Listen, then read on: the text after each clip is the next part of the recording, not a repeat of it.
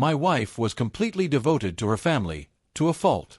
When her mother asked her to donate a kidney to her brother, her expression was serene. "It's just a kidney," she'd said. "It's my brother." But later, in private, she hinted to me that her health wasn't good. I flatly refused her mother's unreasonable demand. Eventually, my brother-in-law passed away far too young. Some time after, I caught my wife, Ava, washing underwear for the personal trainer who lived downstairs. When I confronted her, she pushed me down the stairs. "You can go to hell," she seethed, her voice dripping with venom. "You're a heartless monster. If you hadn't stopped me from donating my kidney, my brother would still be alive, and I never would have cheated on you." After I died, Ava told everyone I'd taken my own life, overwhelmed by stress. Then, dressed in a white wedding gown, she moved the personal trainer into our home. She even posted a picture on Instagram with the caption, "Finally, with a man who knows how to treat a woman." #upgraded. The next time I opened my eyes, I was alive. It was the day she was supposed to donate the kidney. "Ava, honey, you and your brother share the same blood. Only your kidney can save him.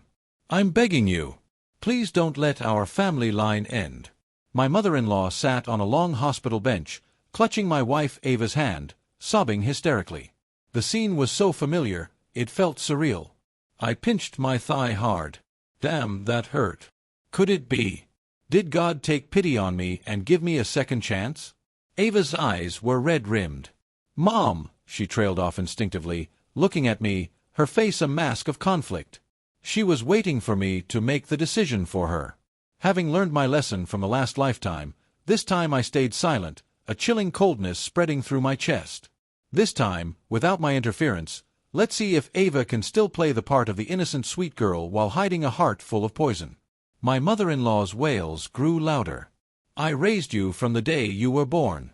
Have you forgotten? When your brother was 3, he gave you his last Oreo. He's always been so good to you. You can't just stand by and watch him die." I laughed inwardly. My mother-in-law was a master of the guilt trip. Who remembers something from when they were 5? Just as Ava hesitated, my mother-in-law played her trump card. "Think about those women in historical dramas. The sacrifices they make for their family's honor and legacy. Why can't you do the same?" That line sealed the deal for Ava. She glanced at the curious onlookers, her expression becoming placid and detached. "It's just a kidney," she said calmly. "I'll give it to my brother. I grew up in my parents' house, ate their food, and never had a chance to truly repay them. Now is the time for me to show my gratitude." With that, she shot a resentful, wounded look in my direction and coughed twice meaningfully. My mother-in-law glared at me. I'd always been on her bad side for shielding Ava from her family's endless, unreasonable demands. In the past, I would have stepped in right here, put Ava's well-being first, and shut down anything that could harm her. This time, I just applauded. "You're right, honey. I'm so proud to have a wife who is so selfless." A flash of shock crossed Ava's face. She never expected me to say that. "Honey, you really support me?" I took her hand, forcing a look of deep affection. "Sweetheart, I'll support whatever decision you make. You can't let your own selfish desires stand in the way of the Miller family's future. After all, your parents went through so much to raise you." I turned to my mother-in-law. "Right, Mom." She froze for a second, then grabbed Ava's hand excitedly. "See, even your husband agrees. Let's get you admitted right now. The sooner we can get that kidney transplanted, the better." Tears welled in Ava's eyes. "But honey, what if I can't have children after I donate my kidney?" I smiled. "It doesn't matter as long as I have you. I don't mind if we don't have kids." "Yeah, right," I thought. "You already hate my guts. You think you'd ever have a child with me? I might be a nice guy, but I'm not an idiot." Ava grew more frantic. "But Ethan, you know my health has never been great. What if—" Seeing her stall, I cut her off, making a solemn vow. "Ava, go ahead and do it. You have my full support." I took a deep breath, deliberately trying to scare her. "I mean, I know that losing a kidney has consequences. It's a big deal, but don't worry. At worst, you might develop diabetes, Maybe some complications that need constant care, but I'll be right there by your side no matter what. I promise, honey, you can count on me. I had to suppress a wave of self-loathing. God, the lies men tell. Ava's face went pale. Mom, I'm not feeling so good today. Maybe we can do this another time. Just as I predicted, she was scared and backing out. But my mother-in-law was relentless. She grabbed Ava's arm. No, not another time. You just said in front of all these people that you would donate your kidney. You can't go back on your word. As she started to drag Ava toward the admissions desk to sign the papers, Ava's eyes rolled back and she collapsed to the floor. It was so obviously fake. I turned to my mother-in-law. Mom, this is actually perfect. While she's out, the doctors can run some tests to see which of her kidneys is in the best shape for Kevin. Or hey, maybe they could just swap both of her healthy kidneys for Kevin's one failing one. My mother-in-law's eyes lit up. That's a brilliant idea. That way, she can't change her mind. The moment the words left her mouth, Ava's eyes fluttered open, a single tear tracing a path down her temple. I'll do it. She looked so tragically beautiful. But this time, her performance didn't stir an ounce of pity in me. After the surgery, Ava developed an infection and a high fever. Her mother came by, took one look at her, and left. As much as I hated Ava and wanted her to face consequences, I couldn't just watch someone die in front of me. I called the doctors. And after a few more days of touch and go, she stabilized. During those days, when I wasn't bringing Ava water or food, I was on the phone with a lawyer drawing up divorce papers. Ava and I have been classmates from elementary through high school. We were childhood sweethearts, and a nostalgia of that shared history always stirred something in me. When we reconnected after high school, I was captivated by her gentle demeanor. We got married quickly without really getting to know the new people we had become. After the wedding, I realized she was unhinged. Once a neighbor casually mentioned that she also liked orchids. Ava came home, cut all of our orchids to shreds, and threw them in the trash. I like orchids, she fumed. What right does she have to like them too? She even threw a fit if a coworker carried the same brand of purse as her. If a colleague couldn't cover a shift for her, she'd come home and cry for an hour. Why didn't I leave then? I kept telling myself that building a life together was hard and worth fighting for. Looking back now, I see it clearly. She saw herself as the main character in some epic drama, and everyone else was just a supporting cast member who had to cater to her every whim. Her brother Kevin was discharged from the hospital while Ava was still recovering. She looked at me, her eyes shimmering with tears, and demanded, "Why didn't you stop my mom? If you had, I wouldn't have had to donate my kidney. So, you get to be the saint, and I'm supposed to be the bad guy. Is that it?" I discreetly started a voice recording on my phone. "But wasn't it your decision? You said you owed it to your mom for raising you. Ava, we can't just forget the sacrifices our families make for us, can we? What do you know?" She screamed. "This is a kidney. I only did it because you all pressured me. Kevin has another one. It's not like he was going to die." She coughed dramatically. A mix of regret and disappointment twisted her features into a mask of disgust. "You only agreed because you were worried about how it would look. You didn't care about me at all. Get out. You got it." I left the hospital feeling lighter than I had in years. As soon as I got home, my mother-in-law called, demanding to know why I'd abandoned Ava at the hospital. I just played her the recording. I could hear her grit her teeth before she muttered, "Ungrateful brat," under her breath. Then her tone shifted and she thanked me profusely for my support that day at the hospital. Watching their family turn on each other was deeply, deeply satisfying. While Ava was in the hospital, a new gym opened up downstairs. It was staffed entirely by muscular trainers. I immediately recognized him, the guy whose underwear I'd find in my laundry basket. He was standing out front in a white tank top, handing out flyers. I made sure to take one and left it in the most obvious spot in our apartment. A week later, Ava came home from the hospital looking frail and weak. The moment she walked in the door, she started finding fault with everything I did. I just focused on my work and waited for the next act to begin. Just like in my first life, I came home from work to find Ava on the sofa, her eyes red and puffy from crying. Her best friend and co-worker, Sarah, was sitting beside her. "Ava, stop crying. I know you didn't leak the design proposal." Seeing me, Sarah immediately said, "Ethan, you're home. Thank goodness. You need to comfort Ava. She got chewed out by our boss today." I feigned surprise. "What happened?" Sarah explained. "The design proposal got leaked to a competitor. I'm sure Ava didn't mean for it to happen, but the boss is sending her to work with the engineering team out in the middle of nowhere. It's so unfair." Ava lifted her chin, a proud swan-like gesture. "The truth will come out. I did nothing wrong. Even if they banish me to some backwards office, I will not admit to something I didn't do." I smiled and nodded in agreement. "You're absolutely right, honey. We didn't do it, so we'll deny it to the bitter end." Sarah's mouth fell open. "That satellite office is in a town with like 200 people. It's going to be miserable. Are you really going to let her go? What kind of husband are you?" Ava, with tears still clinging to her eyelashes, looked at me with a mixture of shock and disappointment. "I'm her husband," I said firmly, "which is exactly why I'm supporting her decision." My words seemed to infuriate Ava. "Fine. If you're so eager to get rid of me, I'll leave tonight." She stormed into the bedroom to pack. A moment later, I could hear Sarah in the bedroom with her. "Ava, maybe leave the stilettos and cocktail dresses.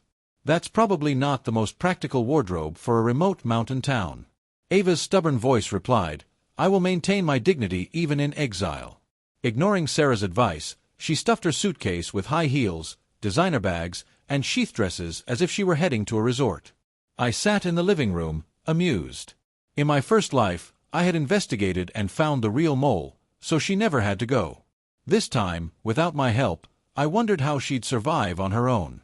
Ava dragged her suitcase to the door and stared at me, her expression defiant. I knew she was waiting for me to beg her to stay. I remained unmoved.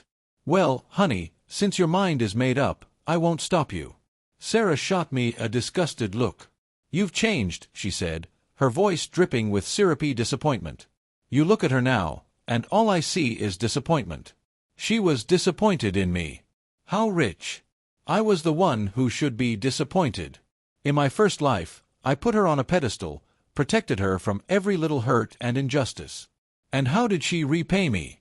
She murdered me for my assets and married another man before my body was even cold.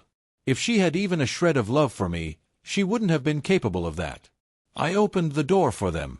"It's getting late. You should probably get going." "You don't have to kick me out," Ava snapped. "A day will come when you'll be on your knees, begging me to come back, and I won't." She dragged her suitcase out the door without a backward glance. Sarah lingered behind, sighing dramatically. "You two used to be so in love. How did it come to this?" I looked at her, a wry smile playing on my lips. "Who knows? You're her best friend. Why don't you go with her?" Sarah's eyes darted away. "I didn't leak the proposal. Besides," she added, her voice dropping, "she doesn't deserve a great guy like you." She covered her mouth, feigning embarrassment. "Oh, I didn't say anything. I should go." If I hadn't lived through this once before, I might have actually been fooled by her little act. It didn't matter to me any more who framed Ava. After a few steps, Sarah turned back and smiled. "Hey, maybe we should exchange numbers. You know, just in case something happens with Ava, I need to reach you." I agreed readily. "Sure." For the first few days, Sarah sent me regular updates on Ava's life in the mountains. Pictures of her face planting in the mud after insisting on wearing stilettos in the rain, stories of her holding up projects, and complaints about how the one diner in town was cash only and she couldn't use Apple Pay. Seeing her so miserable made me laugh out loud. Sarah started stopping by my place more often, claiming she was lonely and wanted to help with chores. Just when I thought Ava would be stuck in that remote town for a while, she burst through the front door, looking like she'd been dragged through a hedge backward. She marched straight to the kitchen and grabbed Sarah, who was cooking, by the hair. "I treated you like a sister and you stabbed me in the back." Sarah cried out, "Ava, what are you doing? I've been trying to help you, and this is how you thank me." "Help me?" Ava sneered. "If you hadn't framed me, I never would have been sent to that hellhole in the first place." Sarah held her ground. When did I ever frame you? Fine, Ava snarled, shoving Sarah away. She turned to me. Ethan, why didn't you find the evidence for me this time? She glared at me. I don't need you anyway. It won't be long before. Her words died in her throat, and she rushed out the door again. Soon after, the truth about Sarah leaking the design proposal came out. The way Ava uncovered the evidence sent a chill down my spine. She followed the exact same steps I had taken in my previous life. Combined with what she just said, could it be? Had she been reborn, too? The thought was confirmed a few days later when I found several pairs of men's underwear soaking in a basin in the bathroom. Last time, I found them hidden in her laundry and naively assumed she'd bought new ones for me. I only found out later they belonged to the personal trainer downstairs. This time, she left them out in the open as if she were waiting for me to confront her. But I wasn't going to play her game. She loved money. I was going to make sure she didn't get a single cent. After a few days of my non-reaction, Ava finally lost her patience. She slammed the basin of water and underwear down in front of me. Aren't you even going to ask whose these are? I didn't look up from my video game. Whose? A triumphant smirk spread across her face. They belong to the personal trainer downstairs. His water got shut off for a few days, so I told him I'd wash his clothes for him. I kicked the basin, sending it flying across the room, and adopted her signature calm, detached tone. Whatever makes you happy, I fully support you in your philanthropic efforts. The words tasted like acid in my mouth. We'd been married for years, and she'd never once washed my socks or underwear, always acting like it was beneath her. Now, she was happily doing laundry for a guy she'd known for a few weeks. Ava looked stunned. Are you even a man? I'm supporting you, honey. What do you want me to say? I asked, turning the question back on her. Her lips moved, but no words came out. Fine, she finally said. Then give me $5,000. I need to sign up for some private training sessions, so I don't get out of shape. All my money's tied up in investments right now. Sorry, I wasn't about to fund her affair. Furious that she couldn't get any money out of me, Ava grabbed her pillow and blanket and stormed off to the guest room. Fine by me. I could use the peace and quiet. We didn't speak for days. Her behavior became more and more reckless. It seemed that knowing my fate from the last life, she felt invincible, flaunting her affair with the trainer. I hired a private investigator to follow her. It wasn't long before I had pictures of them checking into a hotel. I collected the photos with a cold smile. This was good, but it wasn't enough to ensure she walked away with nothing. I had a much bigger game to play. As I expected, my continued indifference made Ava bolder. While I was away on a business trip, she brought him home. Watching the security camera footage of the two of them tangled together on my sofa, I lit a cigarette. Ava was draped over the trainer, stroking his neck.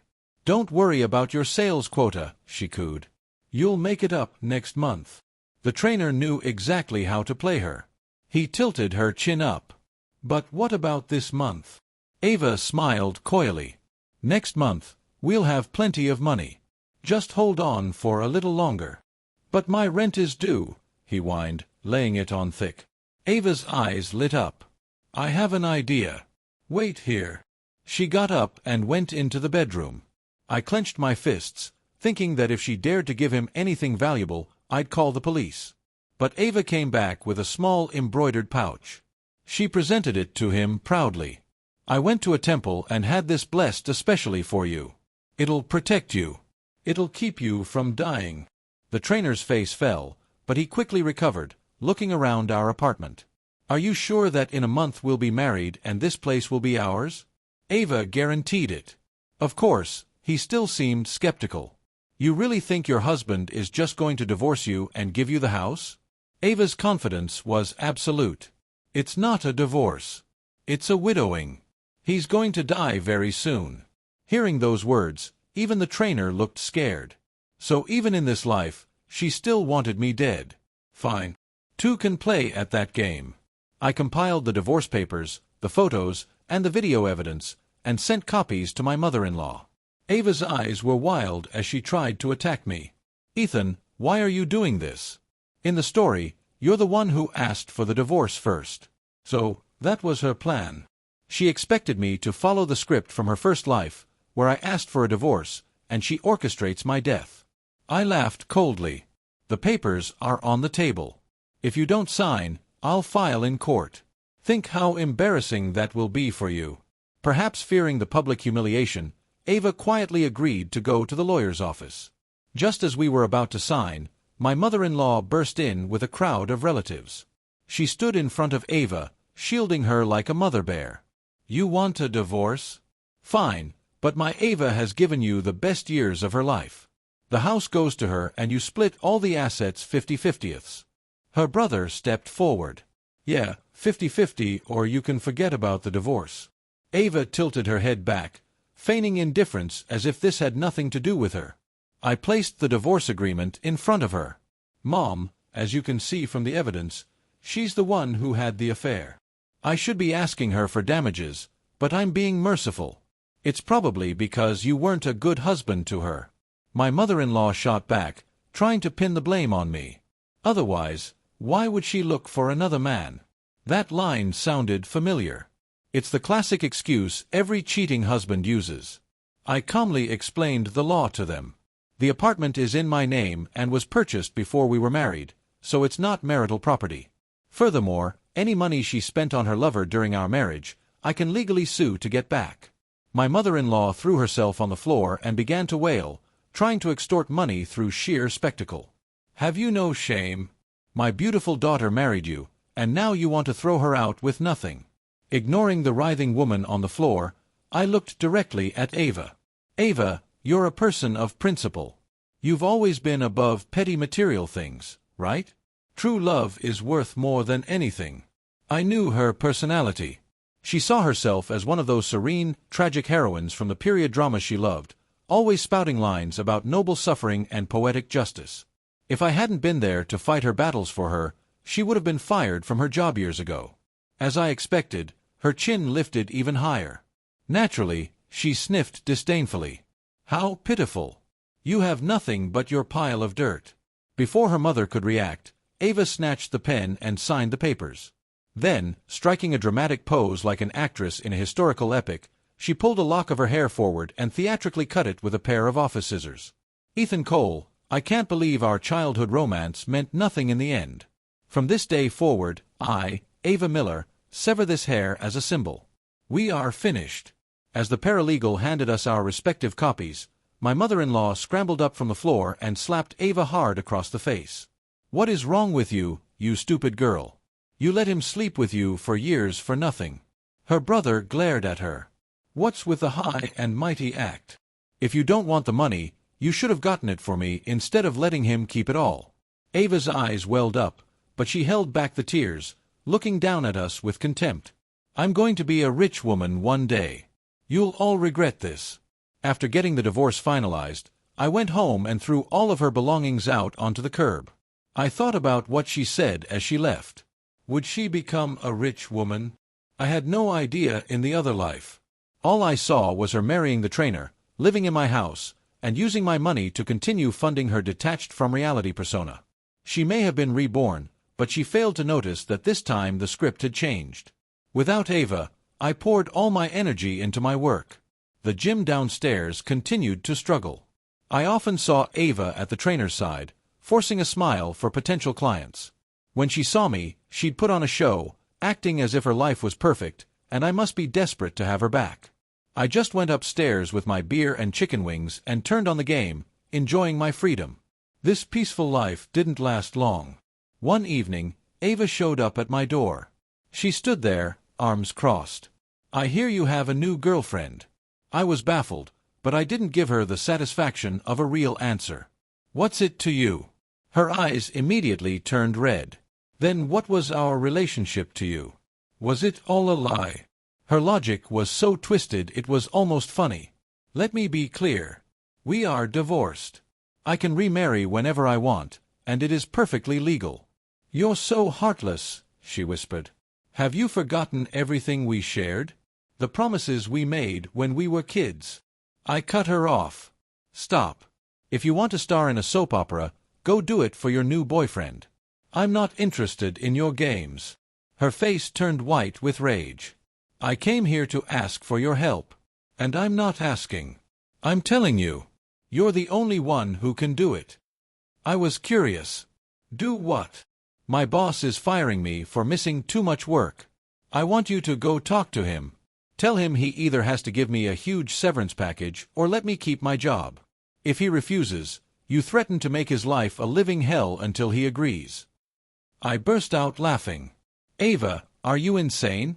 This is the real world, not one of your TV dramas where the all-powerful main character. Now get the hell away from my door. I refused her ridiculous request, so she just stood outside my door all night. My neighbors, who had always been taken in by her act, started knocking on my door to mediate. Ethan, said Mrs. Peterson from next door, I know you two are separated, but Ava is a good girl. She's in trouble. You should help her. I recognized her immediately. This was the woman who was always finding excuses to get free things and favors from Ava. I remember you saying your son owns his own company, I said. Since she's out of a job, why don't you have your son give her one? Mrs. Peterson stammered. Oh, well, my son's company is very small. It's not good enough for someone like Ava. Ava spoke up, her voice stubborn. If you don't help me, I will stand here until you do. I grabbed my briefcase and walked out. Suit yourself. I had no time for a melodrama. I put in a request at work for a week-long business trip. Though I rarely spoke to Sarah anymore, she still sent me occasional updates. Ava was officially fired. Her mother went to the company and caused a huge scene but was thrown out by security. Ava had also become something of an internet sensation, but not in a good way. She tried to build a brand around her serene and unbothered persona, but most of the comments were brutal. Give me a break. If she was really so unbothered, she wouldn't have let her family harass her old company. I live in the same building as this woman. I know her. Her husband used to handle everything for her. She just walked around with this creepy, condescending smile on her face all the time. I didn't see Ava for over a month. When I finally did, I almost didn't recognize her. She was standing on a street corner downtown, wearing a giant goofy mascot costume and handing out flyers. When she saw me, her hand froze, and her eyes, visible through the mesh of the costume, were filled with a murderous rage. I knew that look. She wanted to kill me. To prevent her from trying anything crazy, I moved out of my apartment that night. Sometime later, a video popped up in my old building's tenant group chat. Ava's serene facade had finally shattered. She was screaming at the personal trainer. I won't let you break up with me. I divorced my husband for you. You're all I have left. You can't abandon me. The trainer's face was no longer charming or sweet. It was cold and hard. That's because you lied to me. You told me your husband was going to die and you'd inherit everything. You promised me a better life. Ava seemed stunned that he would say such things so openly. She stammered, then mumbled, "But that's what happened last time. He died. You married me and we lived happily ever after." The trainer scoffed. Can you stop pretending you're the star of some movie? Real people who don't care about money don't act like you. You love money and status more than anyone. You just hide it behind that fake virtuous act. That's not true, Ava argued. If I loved money, I wouldn't have walked away with nothing to be with you. I care about us. It was love at first sight. The trainer knew her too well. He shot back, "You walked away with nothing because you had no choice. Your husband caught you cheating. If he hadn't, you would have skinned him alive for every penny he had." With no one to defend her and no one to indulge her fantasies, Ava was speechless. She fell back on her old script. I have been wrongly accused, and I will not defend myself against these slanderous lies. I closed the video. I didn't want to waste any more time on a woman who wasn't worth it. After the divorce, my career took off. Even my business partners commented that I seemed like a different person. Living with a crazy person will do that to you. But I had overlooked one critical detail. Ava still knew where I worked. She must have been at the end of her rope because she showed up and cornered me as I was leaving the office. "Ethan, I was wrong," she begged, grabbing onto me. "I can't live without you. I'll change. I promise. Please, just let me come back. I'll never wash another man's underwear again, she sobbed. I'll do whatever you say. I'll always be on your side. In just a month, she looked like she had aged 10 years. She was haggard, and the self-possessed, tragic air she used to carry was gone. She clutched my sleeve, still unable to let go of her narrative. Don't you remember us? We were high school sweethearts. You were so innocent back then. Why did everything have to change? Hearing her start in on that nonsense again, I pushed her away. To hell with our history. There is no us anymore. A crowd was starting to gather. Ava, no longer caring about her image, pleaded, "If you won't take me back, just give me a place to stay. My mom is driving me crazy." I had been so busy with work that I'd forgotten. In the first life, around this time, my brother-in-law, who had never taken care of himself, had destroyed his health through drinking and partying. His body was failing. But he got a new kidney this time. How could this be happening again? Or just give my mom some money, she cried. Anything. So she'll stop trying to force me to donate my other kidney. Ethan, you know I only have one left. Watching her cry, snot and tears streaming down her face, it all clicked. Kevin's body was rejecting the new kidney. I can't help you, I said, my voice flat. Think about all those heroines you love. When they get into trouble, they solve their own problems that you've been playing the main character for years. It's time you learn to solve your own problems. I walked around her, got in my car, and drove away. In the rearview mirror, I saw her staggering, struggling to even stay upright. Afraid she would continue to harass me, I called her mother and told her that if her daughter came near me again, I would file a restraining order. I didn't see Ava for a week. Then one day at work, my phone started buzzing with notifications from my old buildings group chat. Someone had fallen from one of the apartment balconies. As I scrolled through the messages and photos from my former neighbors, a cold dread washed over me. The person who fell was the personal trainer. Soon, someone posted a video of the police taking someone away in handcuffs. It was Ava, disheveled and weeping, screaming at the crowd. Why should I have to give my brother another kidney now? You can all forget it. The Miller family line deserves to end. You're all vicious, evil people. She broke into a wild laugh. It was you, she shrieked, pointing at the body bag being loaded into an ambulance. If you hadn't acted so pathetic, I never would have felt sorry for you. I never would have divorced my husband. My life wouldn't have ended up like this. As the police forced her into the back of the car, she looked back at our old apartment building, her eyes filled with disbelief. She fought against the officers trying to get back. She was like a cornered animal, howling, "This isn't right. This isn't how it happened last time. Last time I pushed Ethan off the balcony, and everything he owned became mine. Yes, last time was different, but this time I was reborn." Her eyes suddenly found the camera recording her, and her expression twisted into a mask of rage and denial. "I know what this is," she screamed, a crazed smile spreading across her face. "This is just a dream. It's all a dream. Haha. It's just a dream. I was afraid it was a dream, too. I pinched myself. Damn, that hurt. The ending of this life was the same but different. Ava was a murderer just like before, and my former brother-in-law died anyway.